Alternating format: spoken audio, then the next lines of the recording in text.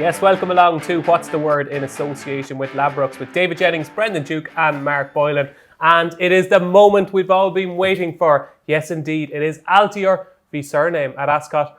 And if you're not happy with that, over at Haydock, we've got Bristol Demai against Lost in Translation. What a weekend we have in store. And we're going to preview all the action this weekend.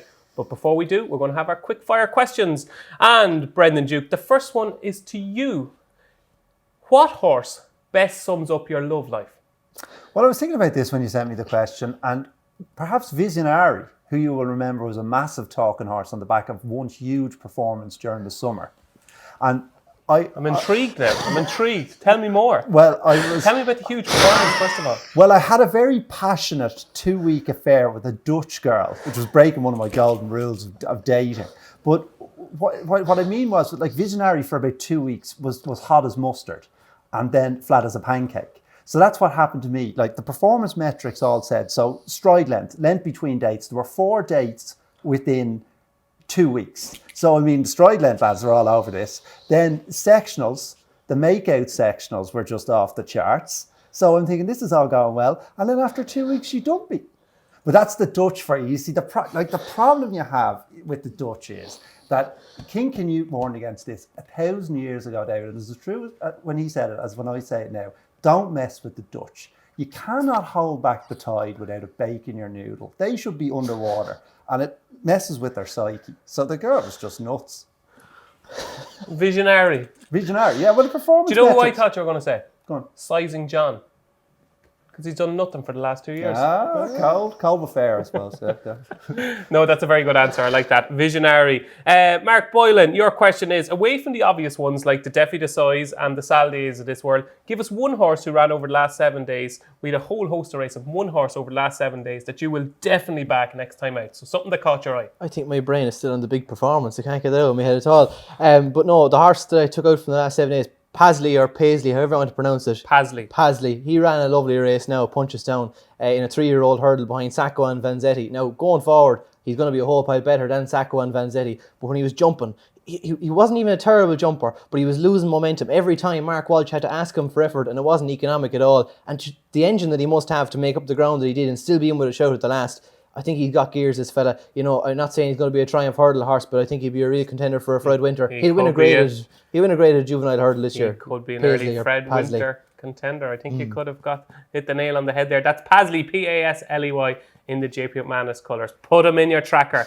So without further ado, we've got to get stuck into the action. And at 2:05 at Ascot on Saturday, it is the Christie 1965 Chase. It's a grade 2 in name, but we know it's a grade 1 in nature. And Ladbrokes at the moment have Altior, their 4-6 favourite. Cyrname is next, obviously, at 6-5, and it is 80-1 Solomon Gray. So that's how Ladbrokes bet. 4-6 Altior, 6-5 Cyrname. Brendan Duke, are the ratings correct? Is Cyrname a better horse than Altior, as the figures tell us? No, but the ratings are not incorrect. It's the limitations of ratings that we need to talk about, because they're a performance metric based on one run under optimum conditions. Whereas a punter assessing a race looks at Altior and goes, well, this thing shows up every day and just puts in a performance. So who's the more likely to put in the performance in the future? So when you're assessing a race, you're not just looking at ratings or whatever. It's very hard to rate that. We were talking about this earlier. I know you're sceptical about it, and I think the assessors are somewhat sceptical about it, because, I mean, he's beaten horses around the 170 mark by nearly 20 lengths. So what figure do you put on it? And they have been a bit conservative. Well, I have a theory. I'm not convinced. I know he's very good at Ascot, okay? But this time last year, he finished 7th in a handicap chase of a mark of 150. Now, horses can improve. We all know that. Horses can improve. And this horse has improved out of all recognition. But he beat Waiting Patiently by daylight, okay? Waiting Patiently had fallen in the King George and was never quite right afterwards. That was his big day. Fox Norton was 3rd and Politolog was 4th. Over 2 mile 5, they don't stay. So I think we were kind of forced to think that this horse was the next big thing, but I have my doubts. I think that's understandable. But then you have ASO as well, just to throw in another wrinkle. You're kind of having to say they all ran below form, which is possible. It is possible. And again, the assessors are kind of thinking your way as well, because they haven't gone and rated them in the 180s. In a word, Altior or Cyrname? Oh, Altior. Altior is going to put up a career best figure here, because effectively, if Altior is gin, Cyrname is tonic. This is what he needs. He needs a foil. He needs a trip. He needs a hard. He doesn't ideally want to lead, I think, because that's when he gets distracted and jumps out to his left. So he'll have something to chase, and he's just going to put up a massive figure on Saturday. This is just like wins the King's George, wins the Gold Cup. You heard it here first. Brendan Duke, career best performance from Altior on Saturday. Mark Boylan, is he right? I think he's right, yeah. I haven't bought into the Cyrname hype, to be quite honest. No more than yourself. There are holes that you have to pick in that Ascot performance.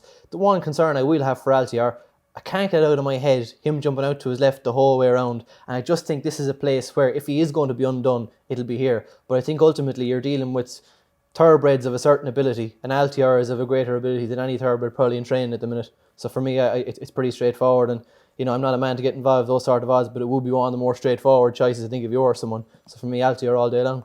So it is 3 votes for Altior, a ringing endorsement for the best horse in training. Okay, moving across to Haydock at 3 o'clock, and it's the Grade 1. It is the Betfair Chase, and it sees the return of defending champion Bristol Dubai, who's trying to win the race for a 3rd year in a row. He is 6-5 with Ladbrokes. Lost in translation, the up-and-coming kid, the new kid on the block, he is 6-4. Froden, the Ryanair winner, is 11-2. And Ballyoptic, who's won his last 2 starts back in form, is a 12-1 shot. So Bristol Dubai heading the market at the moment at 6-5 with Ladbrokes. Brendan Duke, does Bristol Dubai get the credit he deserves? Probably not. I think we were talking about this with Apple's Jade, and him to an even greater extent, because he puts up his huge effort at one track in one particular race. Now, he's no mug elsewhere. He's 3rd in the Gold Cup or whatever. But he seems to be about a £10 better horse in Haydock. I think we previewed this race last year, and I thought it was to do with the ground, but it doesn't seem to be the ground. It just seems to be the track. He's a £10 better horse around here. And again, this is the limitations of ratings or what have you. So he gets his rating under his optimum conditions in Haydock. But luckily for people who are backing him tomorrow, he gets to run under his optimum conditions in Haydock. So it's Bristol Dubai for you? Yeah. And Mark, when we're looking at loss in translation, are we seeing the next big thing here? I think it's very possible, and to be honest, when I look at the Gold Cup anti-post market, I have him and Album Photo as the 2 kind of leading contenders, I think, from this point of view. Although I will say, one of the most forgotten kind of points of the Gold Cup last year was the run of Bristol Dubai. That was a cracking effort, and he was, as we were chatting earlier on today, he was absolutely banged there 2 out. I thought it was a super run for a horse that I had down as a Haydock sort of specialist. But no, for me, lost in translation, we can sometimes get caught up in the unexposed potential and buying into it too much. But you kind of have to believe your eyes somewhat. And I think when you see Defi Desai going doing what he's doing and all the battles they had last season, albeit now they're going in different directions as chasers, I just think we have to take that they're probably 2 special horses. This is a horse really on the up. And I am a little bit concerned that if he is going to be beaten, it'll be in these circumstances against a horse who is totally in his comfort zone at Haydock. But I think he will, and I think Lost in Translation is going to do it. I would echo a concern. He's 7-1 for the Gold Cup at the minute. If he wins tomorrow, he's going to be shorter. But the one thing I will say is the £1 million bonus on the table. Connections aren't going to pass up that offer if he does go and win at Haydock. There are way more challengers waiting for him. You have the 205 at Ascot is going to tell us whether there's an Altior or a Cyrname to come. We have Clandazobo, who's going to be a whole pile sharper than it down at Royal. Footpad announced himself as a live contender on Thursday. Road to Respect is going to have an entry. It's going to be a far deeper contest. So for me, I'm going to have to kind of temper my enthusiasm a small bit from a Gold Cup anti-post point of view, because he could go and get beaten at Kempton. But this is an opportunity that he can't really pass up. So he's going to win. I think he'll win here. I think he could get beaten at Kempton, but I still think he's a cracking horse for the Gold Cup. I just wonder, I think going down the line, if we're looking to the Gold Cup, I think Lost in Translation is the one we're going to be saying he's got a massive chance. When it comes to King George, we'll be saying Lost in Translation has got a massive chance. But this is bread and butter for Bristol Dubai. These are his terms and conditions, as you said, Brendan Duke. And maybe for the future it's Bristol Dubai, but maybe for the future it's Lost in Translation, but maybe for the now it is Bristol Dubai. Mm-hmm. So 2 votes for Bristol Dubai and 1 for Lost in Translation. That's Mark Boylan. You're on your own. On my own. Well, you left me on my own. You went to Cheltenham last week. And I did, yeah. Yeah. We'll try and bring you along. I wasn't next a bit time. upset hurting you at all, but happy Diva. If he can keep pulling them out, he's definitely going to be on the plane every time. He's a man in form, maybe not in a relationship sense, but certainly in the punting sense. So moving on to the 240 at Ascot. It is another Grade 2. It is the Coral Hurdle. It's registered as the Ascot Hurdle. It's the race that Faheen won so impressively all those years ago. And at the moment, Call Me Lord is Ladbrokes 15-8 favourite. Roxana is 5-2. It's 130 if the cap fits. Le Patriote is 11-2. Little Rockefeller 9-1. And Blue Cavalier is the 66-1 outsider. So, Mark Boylan, Fahim won the race a few years ago. Is there any chance there's something in here that could even resemble a Fahim? No. No, I can pretty much safely say not. Now, we could have one that develops into a live Cheltenham contender come March. And I think, if the Cap Fitz and Roxana are probably the two most likely candidates in that department. I actually think Roxana could play a part in a stayers hurdle if it turned out to be an ordinary sort of contest, with the exception of a Paisley Park. I think if the Cap Fitz, Harry Fry is at a slow start to the year. In previous kind of Octobers and Novembers, he'd be having, in the last year's 14, 20, 16 winners, 13 winners over these kind of 2 months. At the minute, he's had 4 for October and 1 in November. And, it's a quiet time. He's had less runners, albeit. But I just think this horse, if you can read comments leading up to it, I get the feeling this is a prep for the long walk, have a real crack at that. Up to 3 miles, I thought was the real making of him last year with cheek pieces on. I just think Roxana has the benefit of a run under her belt. She was a bit unlucky at Aintree, in fairness, as well. Came home really well. I'd like her over further, but I think she's probably the most likely winner here. And I think if the Cap Fitz, if he gets beat tomorrow, don't be any way down on him unless he runs a total stinker. But I think he'll obviously come on for it, you'd imagine, and he could be a real player in the long walk. But Roxana for the present. How highly do you rate Roxana? Well, she's an improving mare, so it's hard to get a hold of these. As Mark says, she'd have won an Aintree book for the mistake at the last, so she's going places. Tough for her with the penalty tomorrow, I thought. And what do you like in the race? I mean, it's terrible, just tip up the fabs, but Call Me Lord, I mean...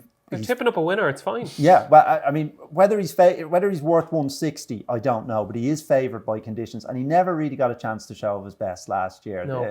Well, Nicky Henderson said that he wasn't ready for the long walk. Then he got injured in the Imperial Cup. If you take them 2 runs out and you go back to Hammer and Lil Rockefeller and Holdstone at Sandown, that's a cracking piece of form. Yeah. I think he's a very good horse. Well, he could be. I mean, what is he, 6? He is 6-year-old, yeah. Yeah, so he could be. And this trip, this track, this ground. Yes, actually, that's a fair point. I think it's his optimum trip as well. I don't think he stays 3 miles. So 2 votes for Call Me Lord and 1 for Roxana. You're on your own again, Mark. It's either going to be good or bad, one or the other. Yeah, we're going down together, Mr. Duke. Okay, so we've got obviously brilliant action and the rest of the card. The 2 supporting cards at Haydock and Ascot are absolutely fantastic. There's really good action. We've got Lorena v Manila Indo at Gorham Park. I just want 2 winners from the both of you. We'll start with you, Mark. Bit out of left field, 12:30 Huntington Mustang Alpha for Jamie Snowden. Won a point at Barton, was well back going for a Cheltenham bumper, a good strong Cheltenham bumper. He was just a bit too green, and the experience probably he's going to benefit from it hugely. Sent over a hurdle pretty quickly, and I can see him taking a bit of beating. Did you pull that one out? Sure, keep an eye on these things. Spell it out for our viewers. Mustang Alpha, so Mustang Alpha, Alpha. There you go. And then that's a 12:30 Huntington, and the other the one. The lefter the field, Mark Boylan finds it is, the bigger the certainty. Let's say this is probably more obvious, but a really, really impressive winner at Fontwell in the bumper recently. Kid Commando for Anthony Honeyball in the 350 at Ascot. Like this fella, he absolutely bolted up from a really well regarded one of Paul Nichols. I just think that he has a bit of star quality about him, and Anthony Honeyball can really ready them. So for me, 350 Kid Commando at Ascot and 12:30 Huntington Mustang Alpha. Mr. Brendan Duke, just 2 for Saturday first. In the 1 o'clock in Gorham 6-shooter, very interesting horse. This very interesting race. There could be some proper types in this, and a drop and trip is not obvious with him. He looks all about stamina, but it will be a test tomorrow in the conditions. The boy Flanagan is likely to be positive on him, and he's quite a hard horse to pass. Great attitude. And in the 12:55 in Ascot, Highest Sun. So he finished 3rd behind Champ when Champ made his chasing debut. So impressive. Really good effort from Highest Sun. Shaped like the step up and trip at suit. He's always looked like he wanted 3 miles. He didn't get put up by the handicapper now. I think that's because he's not allowed. There's some rule in England where you don't get put up if you place in a novice chase. Gets Cobden as well tomorrow. And I thought for Mark for 136, Highest Sun be hard to beat. Still Cobden's biggest fan? Oh, yeah. Okay, seeing as we have a diluted panel this week, no Nicola McGeady from Ladbrokes, I'm going to get to pick 2 as well. And I really, really, really like Tedham in the 225 at Haydock, stepping up to 3 miles for the first time, second run after a wind up. Rated 130, I think he is at least 140 horse in the making. Nick Schofield takes them out for John Joe Neal. And the other one I like is in the 320 at Ascot. I'm taking on your Diego Charmille with my beloved Knocknanoose, who's got blinkers on for the first time. He's nearly as mad as you. Yeah, he is. He has his own ideas about the game, but I think his idea will be about winning on Saturday. And the 320, Knocknanoose, I think of 146. He is really well handicapped. So it's nap time. It's Saturday banker time. Just one horse that What's the Word viewers have got to back on Saturday. Mark? Ascot 350, Kid Commando. Brendan? Ascot 320, Diego de Charmel. gone up £6 for winning the last day. Still rates the class angle in this race. You just watch that race back and he travelled like a dream through it. Jumped. Everything was so easy for him. Whether it was the drop in class or the wind up, I don't know. But so Capelin, the £6 better off and does get a jockey upgrade, but I don't think it'll make the difference. And there's another interesting horse in that race who should make a price for us, trained by Evan Williams. The last day. So I think we'll get a price about Diego. And he was flicking his ears between the last two. And I think the reason he ran out was because a loose horse ran around. So I wouldn't worry about that. Lorcan Williams will be a pains to hold on to him longer tomorrow. Plenty of pace to run at. We'll be winning. Excellent. And my Saturday banker is Tedham in the 225 at Haydock. So moving on to Sunday, and it is the big one of the year at my local track, Navan. It is the Ladbrokes Troytown Chase. It's live on Race TV. It's at 2:30 and it is a cracker. At the moment, Discorama and Portmore head.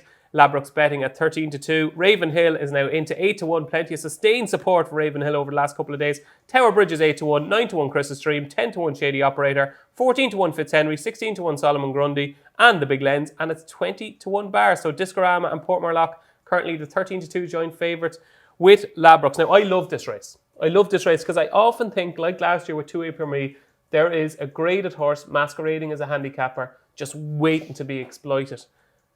Is there one in this year's field, Mark? I think Chris's Dream is the obvious one. Well, Discorama has potential too, but no, Chris's Dream for me, like, I just get the impression, you look at the horses that he's around at the weights, and he looks to me to have more progression in him and more ability to step forward than some of the rest of them. You know, he loves the course. He won the 10 up around there last year, beat George Cheltenham Fancy Champagne Classic. You know, and the poor old Ballyward, he'd form linked in with him last season as well. You know, form probably tailed off a little bit towards the end of last season, but I'd forgive him that for a horse that's still maturing and learning about the game. You can be fairly sure that this test would have been, you know, a few weeks ago here I was on the What's the Word panel. He asked me for a kind of a handicapper sort of horse to follow from Henry de Bromhead's yard from the stable tour. For me, I was hoping to hear the words that he was planning the Troytown with him, and he did say that Troytown was the plan. He's here now. Jockey in form? Jockey in form. You couldn't ask for any more, and he will handle a dig in the ground too, and there's plenty of rain over the weekend too. You're excited by this guy? I am. I think he just has the ability to take another step up again. So in a race where there's horses like in similar territory to him at ratings like Ravenhill and things like that, I think he just has a little bit more scope to go forward against. So Chris's Dream for me. Very good case, well made. So we're here. Brendan?